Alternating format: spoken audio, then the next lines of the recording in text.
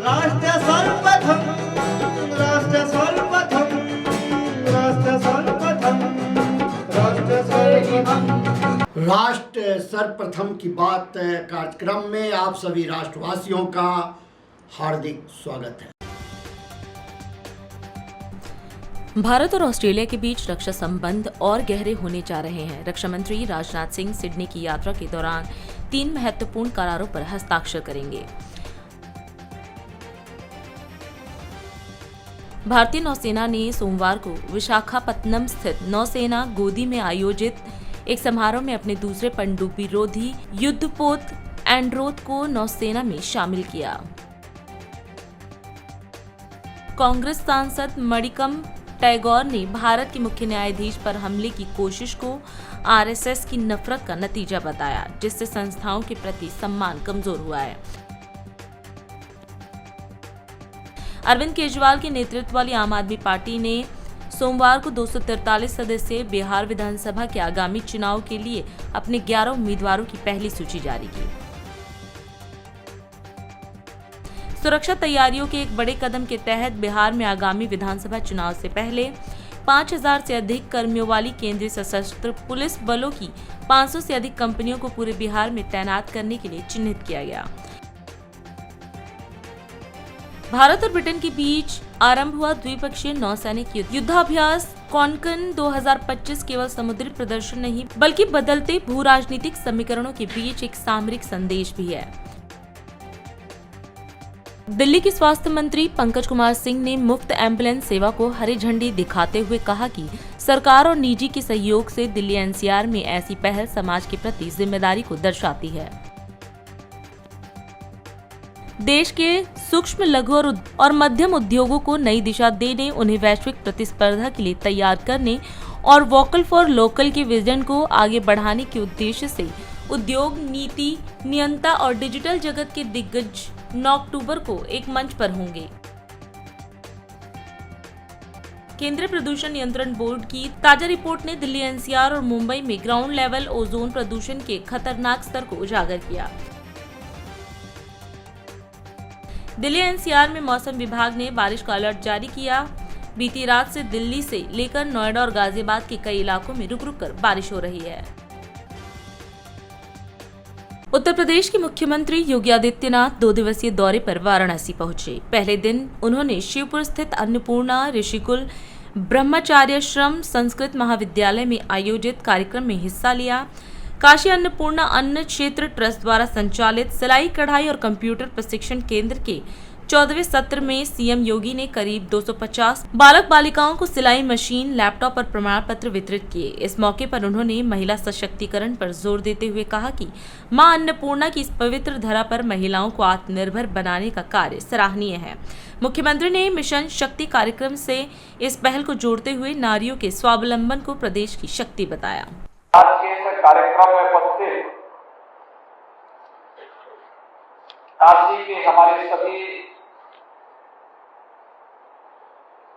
विद्वज्जन, अन्य उपस्थित महानुभाव और श्री श्री अन्नपूर्णा ऋषिकुल ब्रह्मचर्य आश्रम वाराणसी से जुड़े थे हमारे सभी उपस्थित छात्र छात्राएं और प्यारे बच्चों, आज ये मेरा सौभाग्य है कि मां अन्नपूर्णा की कृपा से बाबा विश्वनाथ की इस पावन धरा पर 108 वर्ष की इस विरासत को, जिसे वर्तमान में पूज्य महंत शंकर पुरी जी महाराज का जो लोकप्रिय और यशस्वी नेतृत्व प्रदान हो रहा है, उनका मार्गदर्शन प्राप्त हो रहा है, ऐसे श्री अन्नपूर्णा मंदिर की ओर से जो अनेक लोकोपकारी प्रकल्प प्रारंभ हुए हैं, उसमें आज यह कार्यक्रम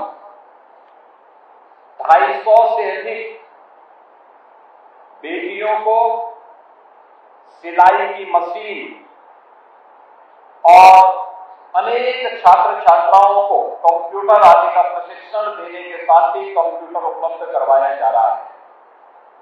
मैं इस अवसर पर सबसे पहले महंत शंकरपुरी जी महाराज और उनके सभी सहयोगियों का हृदय से अभिनंदन करता हूं और इस कार्यक्रम के लिए उन्हें हृदय से बधाई देता हूं। जब मां अन्नपूर्णा की कृपा होती है, बाबा विश्वनाथ और मां गंगा की कृपा बरसती है, ऐसे ही शुभ मुहूर्त हमें शुभ कार्य के लिए प्राप्त हो जाते हैं। यह हमारा सौभाग्य है कि काशी से देश को नेतृत्व दुनिया के सबसे लोकप्रिय राजनेता आदरणीय श्री नरेंद्र मोदी जी के द्वारा प्राप्त हो रहा है। आपने देखा होगा कि प्रधानमंत्री जी ने भी नारी गरिमा को कितना महत्व दिया। बेटी बचाओ बेटी पढ़ाओ का कार्यक्रम हो, नारी गरिमा की रक्षा करने के लिए हर घर में शौचालय, 60 लाख लोगों को अकेले उत्तर प्रदेश में सिर ढकने के लिए एक छत, धुएं से मुक्ति दिलाते हुए ग्रीन ईंधन के रूप में एलपीजी के 10 करोड़ से अधिक कनेक्शन फ्री में उपलब्ध करवाए, फ्री में। और अब तो काशी में पाइपलाइन से ही गैस की सप्लाई भी होना शुरू हो गई है। ये प्रोग्रेस है, प्रगति है। हमारे लिए प्रसन्नता इसलिए दीपावली के ठीक पहले 250 से अधिक बेटी और बहनें आज एक साथ सिलाई की मशीन प्राप्त कर रही हैं। ऐसे सैकड़ों बच्चे लैपटॉप प्राप्त कर रहे हैं, आधुनिक ज्ञान प्राप्त कर रहे हैं। आप सबको मैं हृदय से बधाई देता हूं, शरद पूर्णिमा की बधाई देता हूं और दीपावली की भी मंगलमय शुभकामनाएं आप सबके प्रति व्यक्त करते हुए अपनी वाणी को विराम देता हूं। मुख्यमंत्री विष्णुदेव साय ने राजधानी रायपुर में आयोजित राष्ट्रीय मछुआरा जागरूकता सम्मेलन में केंद्रीय राज्य मंत्री डॉक्टर राजभूषण चौधरी निषाद के साथ शिरकत की। अपने संबोधन में मुख्यमंत्री ने शिक्षा के महत्व पर जोर देते हुए कहा कि छत्तीसगढ़ सरकार शिक्षा के क्षेत्र में उल्लेखनीय कार्य कर रही है। उन्होंने बताया कि राज्य सरकार मछुआरा समाज को मुख्यधारा से जोड़ने के लिए प्रतिबद्ध है। मुख्यमंत्री ने कहा कि प्रधानमंत्री नरेंद्र मोदी की मत्स्य संपदा योजना ने मछुआरा समाज के जीवन में सकारात्मक बदलाव लाया है। आज बड़ा सौभाग्य विषय कि माता कौशल्या के मैके और प्रभु श्री राम के ननिहाल छत्तीसगढ़ के ये पावन धरती में रायपुर में राष्ट्रीय मछुआरा जागरूकता सम्मेलन के आयोजन हुए हैं। मैं सबकर लिए पहले ये प्रदेश के मुख्यमंत्री के नाते मछुआरा समाज के सबो झनला केंद्रीय राज्य मंत्री से लेकर हर प्रदेश से यहाँ अलग अलग प्रदेश आइन है, ऐसे सभी समाज के बंधुगण के मैं ये प्रभु श्री राम के ननिहाल में हृदय से स्वागत करत हूँ, अभिनंदन करत हूँ।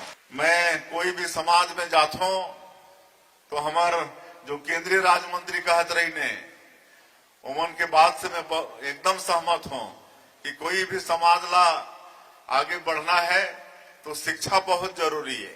आज शिक्षा के जो सारा जो संस्थान है, आईआईटी से लेकर IIM, triple IT, CIPET, AIIMS जैसे सारा शिक्षण के संस्था, लॉ के यूनिवर्सिटी, ये सब कुछ होगी और कई तरह के हमन प्रयास चला था। हमारे टैलेंटेड बच्चा मन तैयारी करके बड़े बड़े परीक्षा मतलब कलेक्टर, एसपी और बड़े बड़े डॉक्टर, इंजीनियर बने, ओकर लिए भी ये प्रयास जैसे संस्था चलत है। हमन दिल्ली में भी यूथ हॉस्टल रखे हन। अभी हमन सरकार में आए के बाद वो सीट ला बढ़ा के 200 करे हन। वहां निःशुल्क रहे के व्यवस्था है। यहाँ भी जिला जिला में हमन नालंदा परिसर के निर्माण करत हन। तो इस तरह के शिक्षा के बहुत व्यवस्था है आगे से। तो ये शिक्षा की जो व्यवस्था सरकार करी से ओकर लाभ समाज के बेटा बेटी मन ला मिले कर लिए समाज के जो प्रबुद्ध जन है वो मतलब प्रयास करना चाहिए। भारत सरकार से भी आपन के विशेषकर ये समाज ला मछुआरा समाज ला आगे बढ़ाए बर हमारे मंत्री जी कहते रहे कि एक मत्स्य संपदा योजना ये हमारे मंत्री जी मतलब प्रधानमंत्री जी ये शुरू करीन है, ताकि देश भर के हमारे जो मछुआरा भाई मन है उमन के जीवन स्तर ऊंचा उठे। इसलिए केंद्र में मत्स्य संपदा योजना ये शुरू की गई से। और हमन भी ये छत्तीसगढ़ में मुख्यमंत्री मछुआ कल्याण योजना ऐसा योजना के शुरुआत करे हन। और एक तहत में हमन आज आइस बॉक्स से लेकर ट्राईसाइकिल ये सब उमन देत हन। 50% में छूट के भी प्रावधान है। तो ये सब छत्तीसगढ़ में भी हमार सरकार करत है। आज जो हसदेव बांगो जलाशय है वहां हमन एक्वा पार्क बना था जो 37 करोड़ रुपया से बना थे। 37 करोड़ रुपया लागत से हसदेव बांगो जलाशय में एक्वा पार्क के गठन मतलब निर्माण होते। वहां मछली के उत्पादन, प्रोसेसिंग, निर्यात और टूरिज्म ये चारों क्षेत्र में वहां विकास करथन। एक से भी हमारे प्रदेश के मछुआरा समाज ला बहुत लाभ होने वाला है। पटना में बिहार कांग्रेस कमेटी के अध्यक्ष आलोक शर्मा ने प्रेस वार्ता में कहा कि बिहार के सभी मुद्दों पर कांग्रेस लगातार सरकार से सवाल पूछ रही है। उन्होंने कहा कि 20 साल से बीजेपी जेडीयू की सरकार होने के बावजूद शिक्षा, स्वास्थ्य और रोजगार जैसी समस्याएं बिहार में बढ़ती जा रही हैं और पलायन का भी बड़ा मुद्दा है।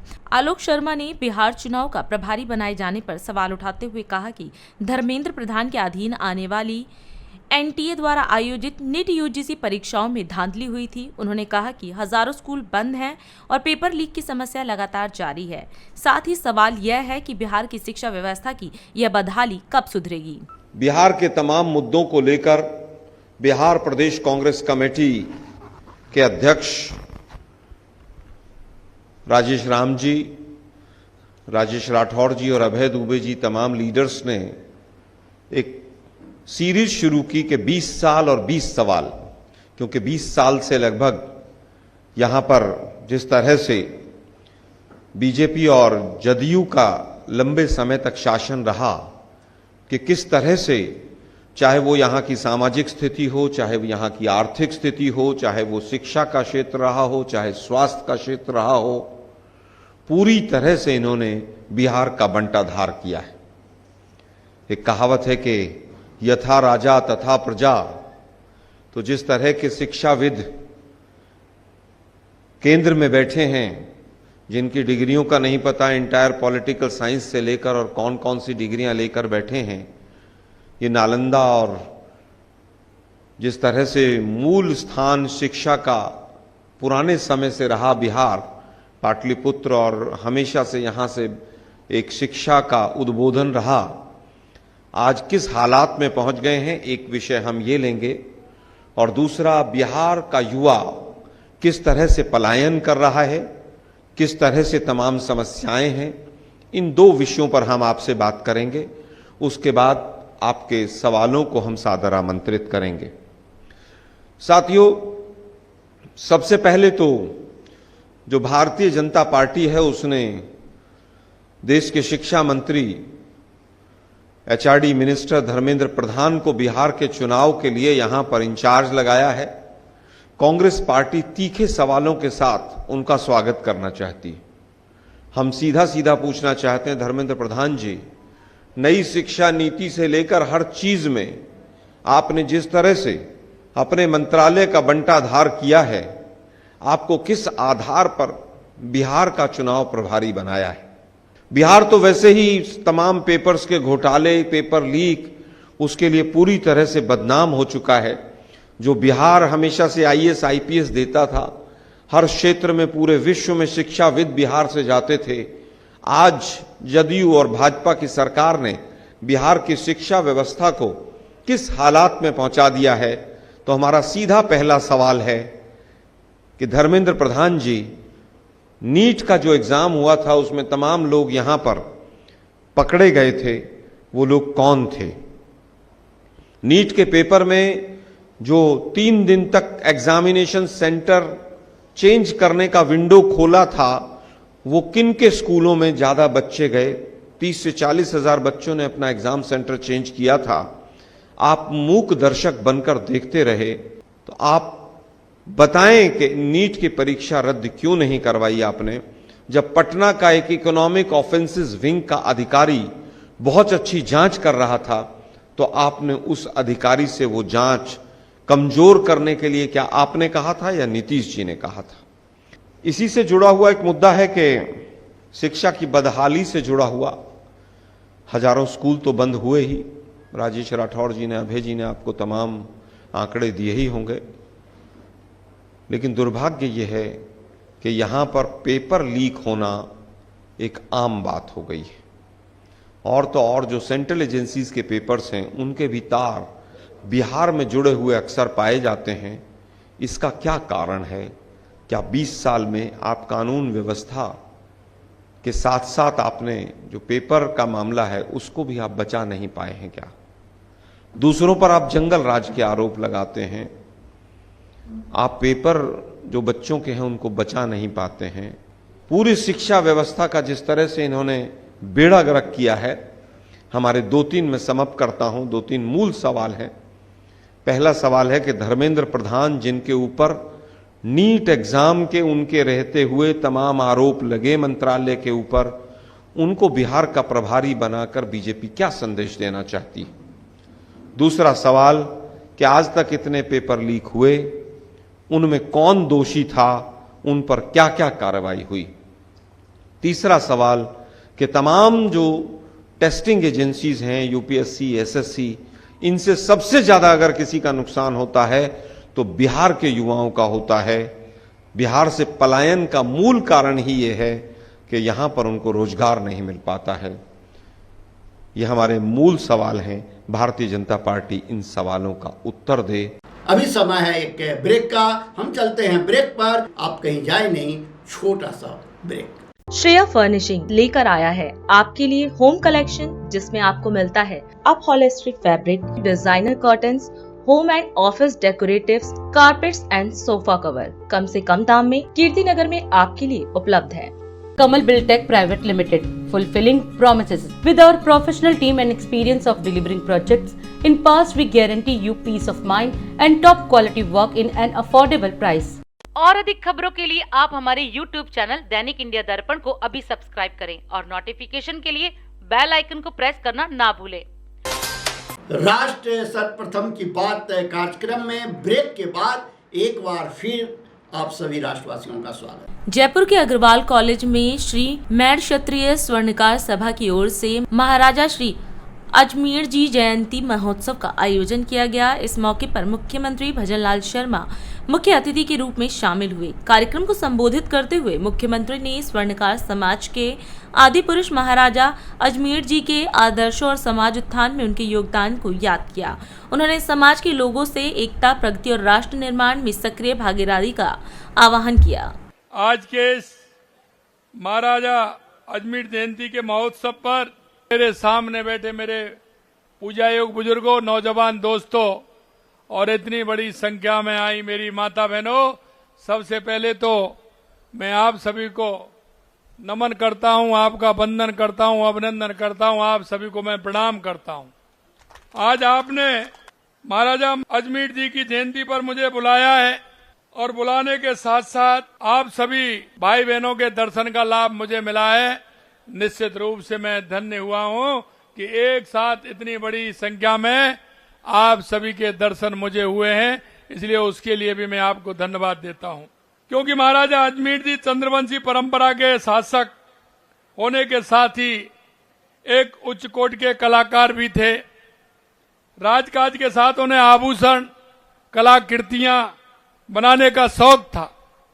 उन्होंने इस कला को अपनी प्रजा और वंशजों के लिए एक गौरवशाली व्यवसाय बदलने का काम भी उन्होंने किया है।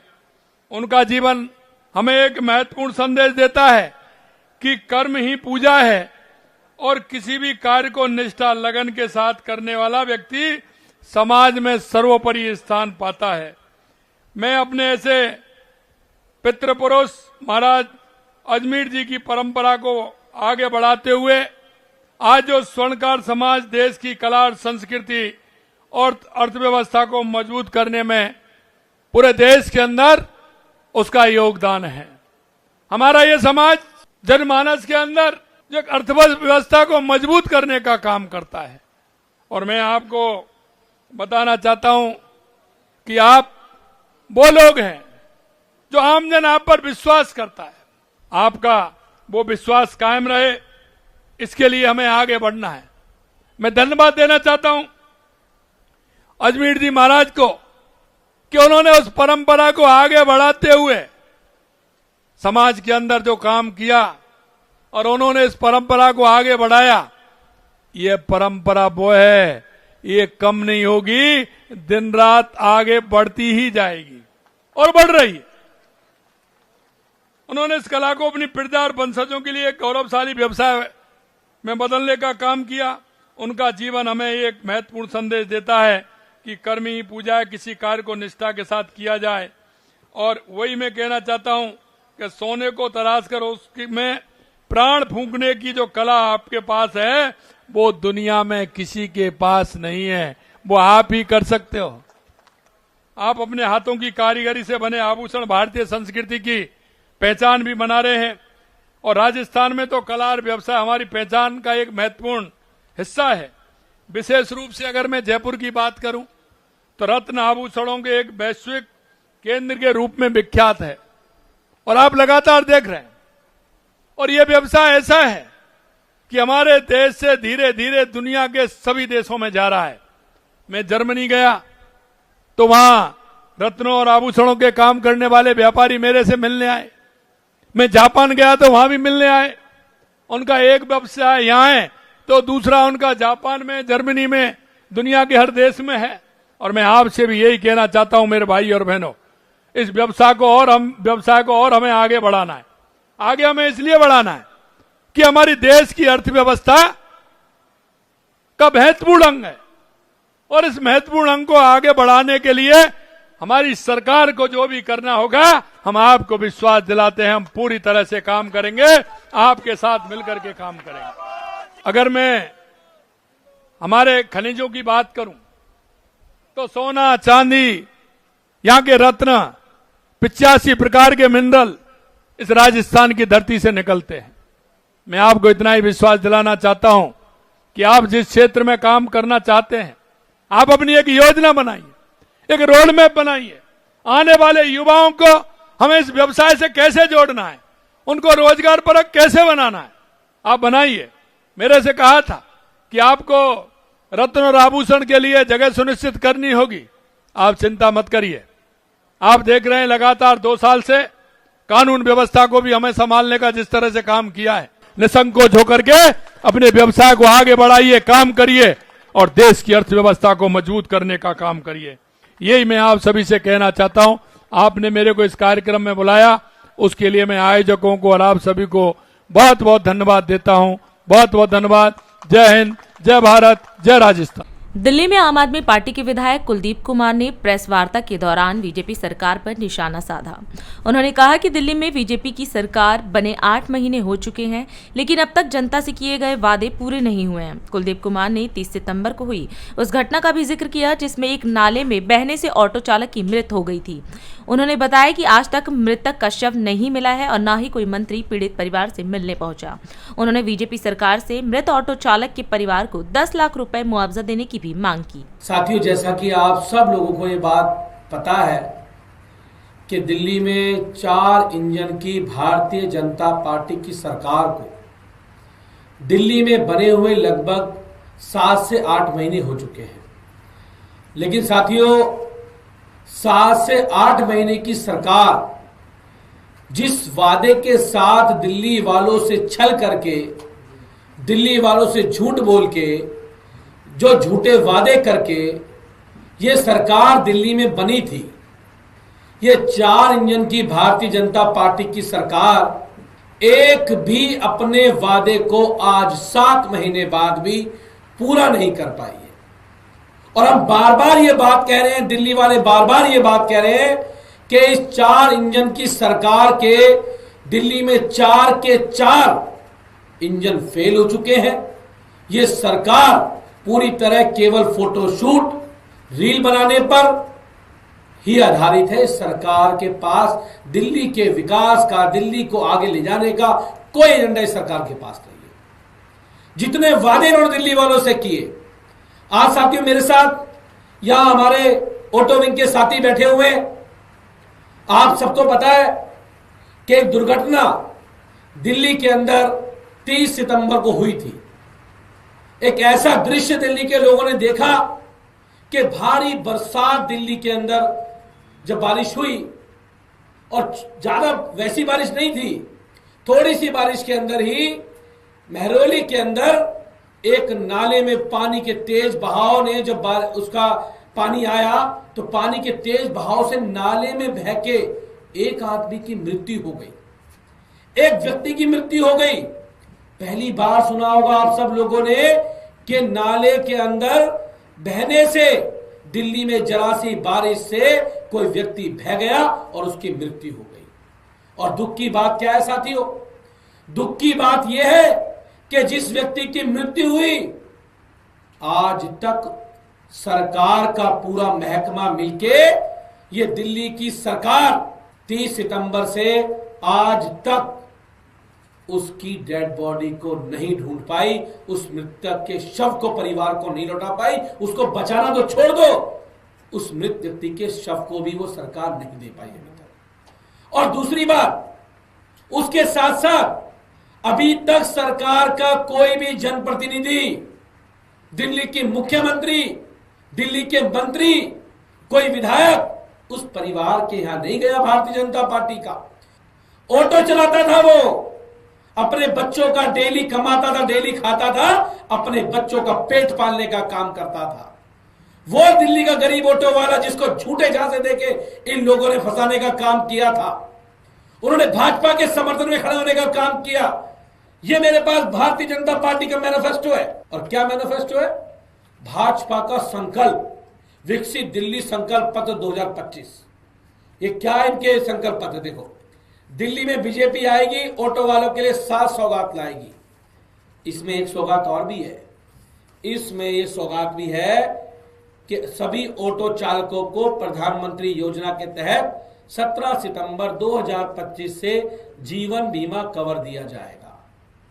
मैं पूछना चाहता हूं, प्रधानमंत्री जी का जन्मदिन चला गया, 17 सितंबर से कवर लागू हो गया। ये जो परिवार के लोग हैं, उनके परिवार को उस कवर का पैसा कब मिलेगा?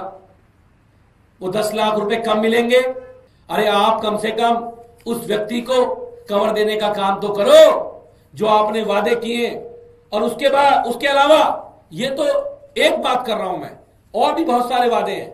हर लाइसेंसधारी ऑटो चालक के बच्चों को मुफ्त शिक्षा, उच्च शिक्षा के लिए वजीफा किसी को मिला अभी तक? क्या नहीं मिला? किसी को नहीं मिला अभी तक दिल्ली में। कब लागू होगा? निजी आवास ना होने में प्रधानमंत्री आवास कितने ऑटो वालों को दिया? किसका फॉर्म भरवाया? कुछ नहीं पता। दिल्ली की सभी कॉलोनी मार्केट में ट्रैफिक पुलिस से मिलकर ऑटो हेल्थ एंड गो के स्टैंड बनेंगे। ई रिक्शा ऑटो वालों के 2 वर्ष में प्रति माह बिजली रिचार्ज सहयोग राशि दी जाएगी, किसी को नहीं मिली। मेरा निवेदन है कि उसके परिवार को जो आपने सुरक्षा कवर 17 सितंबर से देने की बात कही थी, उसके परिवार को वो सुरक्षा कवर दिया जाए। उसको सबसे बड़ी बात है कि उसके परिवार को उसका शव ढूंढ के देने का काम प्रशासन तुरंत प्रभाव में करने का काम करे। और अधिक खबरों के लिए आप हमारे YouTube चैनल दैनिक इंडिया दर्पण को अभी सब्सक्राइब करें और नोटिफिकेशन के लिए बेल आइकन को प्रेस करना ना भूलें।